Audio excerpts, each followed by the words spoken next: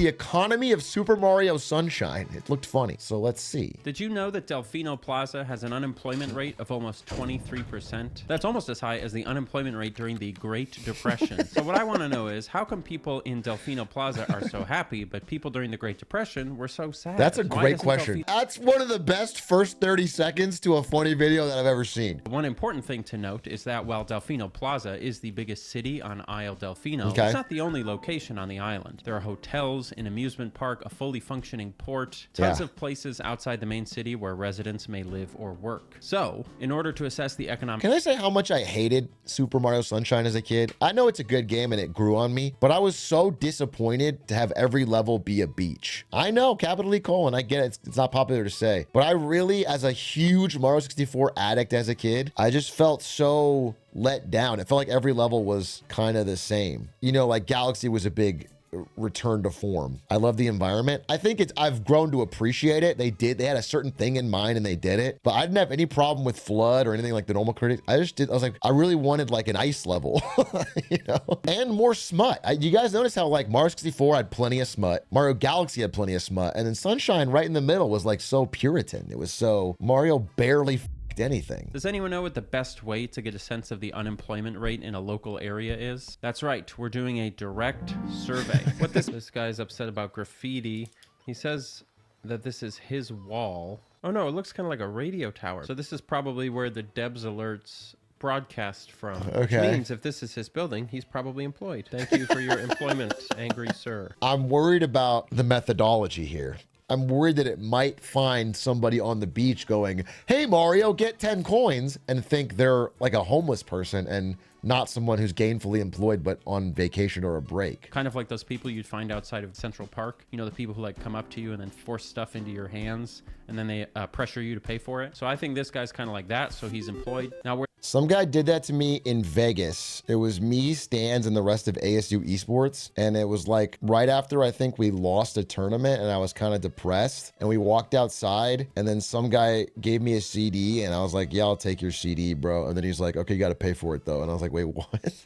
And so I gave him like my last $5. And then I got in the car and we put the CD in on the way home. And we blasted Bouncing in My Chevy by Najia. Does this song possibly exist? There's only one record of it on the internet and it's on Last FM, but when I click it, it won't play.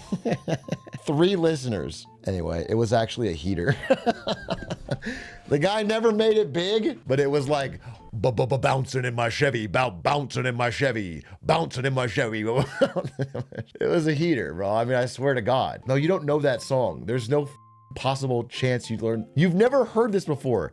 Maybe you've heard the story before, but you haven't heard the song. R-Dubs found it. This is close. Yeah, back, ball, This is not. break, Chevrolet. Yeah, This is me. ball, break, Chevrolet. This is me. This is my words. Someone found it? No way. This is it? It's on Spotify? This is it? What a throwback. Yeah, that's the song that me, Stans, and Doug Sheridan listened to on his massive speakers on the 5-hour drive back from Vegas. Dude, you know that the music industry's up because this guy didn't make it. Like, this guy should be huge. 20 monthly listeners, and the #1 song is Chevy. This was the banger.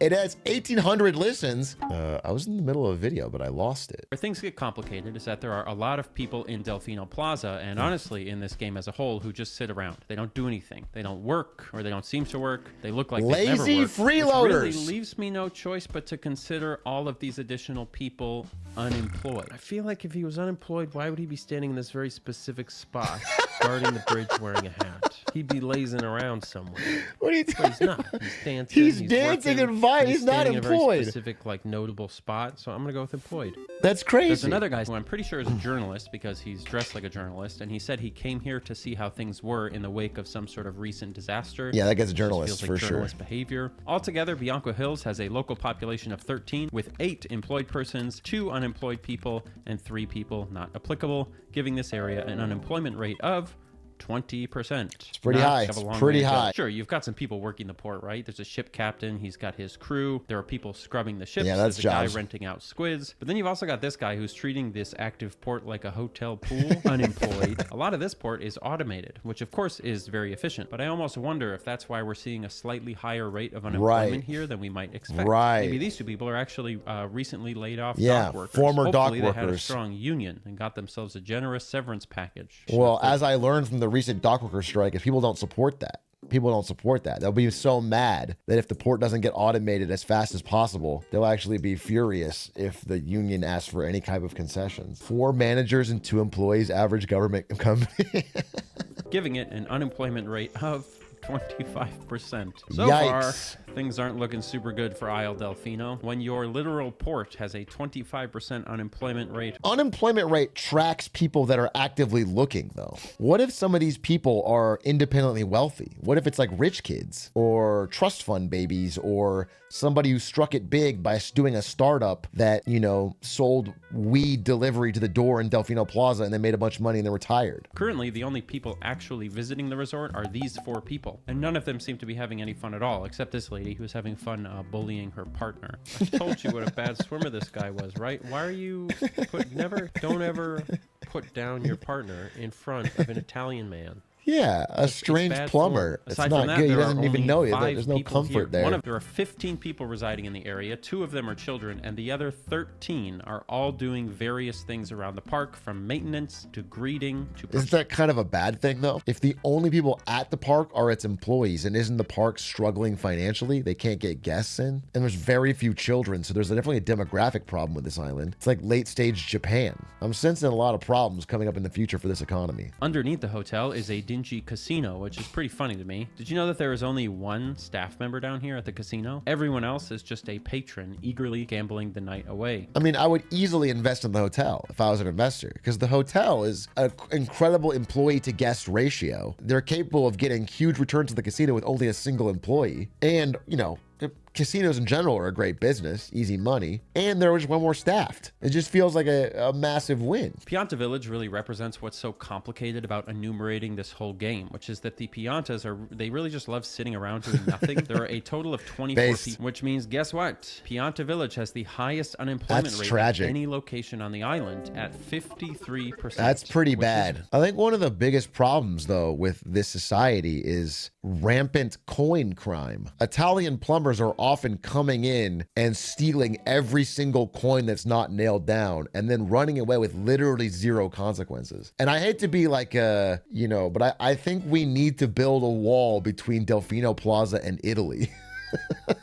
When Italians send their plumbers, they're not sending their best, is all I'm saying. He's a criminal. He's a rampant criminal. He causes damage, and he steals all of the coins. And Italy needs to pay for it. Make Bowser pay for it. The island as a whole has a population of roughly 150, It's the pretty majority small. of whom are a race known as the Piantas. There are also Nokis and raccoons, furry, business-minded people that make up the smallest portion of the demography. The main You know, it's kind of up to see only 1 raccoon in your entire life and assume they're all business minded. Do you know what I'm saying? Just feels a little prejudice. But he saw 2? Yeah, but they're in the same family. Some error is expected in our data.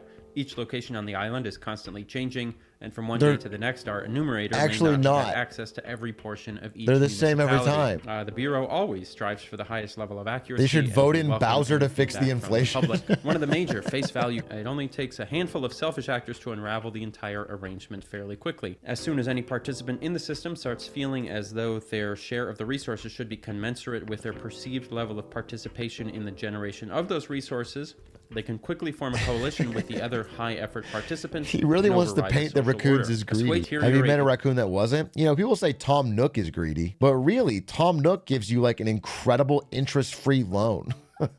For no real reason. You have no credit history nor experience, and he gives you a massive interest-free loan and lets you pay it back whenever you want. What exactly has Tom Nook done that's wrong? Okay, bootlicker, you took his money. You took Tom Nook's money and built your life off of it. Of course you're a Nook sympathizer. Okay, a lot of people who went hat in hand to Tom Nook when times were bad, and now are sitting pretty with their nice island thinking Tom Nook's a criminal. Tom Nook's a hero. But as far as I'm saying, if I had his money, if I had his bells, I wouldn't give your broke ass a penny. I can't trust you. Nook's investing in his community. I tip Tom Nook 20%, as you should. Tom Nook stole my wife. Look, he can't apologize for being a Rizzler. Tom Nook's Riz is out of control. The dude's financially stable. Great attitude, helps the poor. If your wife's attracted to that, it's not, you got to be better. That's not even her fault. Nintendo actually released a statement about Tom Nook's lending practices. Wait, I have to see this. Nintendo says Animal Crossing fans have got Tom Nook all wrong. He's a good guy, really. In an interview with IGN, New Horizons director Aya Kyogoku told fans that Tom Nook actually uses all the money he collects from player debt to give back to the community. He tirelessly works 24 hours making sure all the residents on the island are happy and having a good life. He invests toward resident services. It's not a propaganda puff piece. You guys just want to hate Tom Nook, but jealousy perhaps. He gives you a large loan regardless of your credit score and never pesters you about paying it back. You can pay it back at your own leisure or not at all, really. Yeah, facts, dude. F***ing facts. It's an incredible deal. It's a fantastic deal. You can literally never pay him back, and all he'll do is ask nicely. I'm not bootlicker. It's not predatory to give someone free money to build a life on a glorious paradise island. After I got a medium-sized house, I kind of stopped caring about my debt and put time and effort into other things like fishing and decorating. If I was Tom Nook, I would be on your ass, dude. What the f are you fishing for? And oh, nice new statue in your house. Notice you haven't paid the bill. Notice you haven't paid interest on your bill, and I'd smash that statue. Tom Nook is a saint. Tom Nook's a saint, bro. I say that on God. He doesn't care about your bill. You generate so much wealth and publicity to the island that he doesn't know that when he gives you the money. He doesn't know you're going to be the person that actually revamps the entire island. And by the way, I'm going off what I saw Ari do. Maybe he shouldn't have given her a loan. I'll say it. He gave my wife a loan and she turned the island into a bird ethno state and hunted and fished every goddamn thing. Maybe perhaps he was too generous. It got gentrified real quick.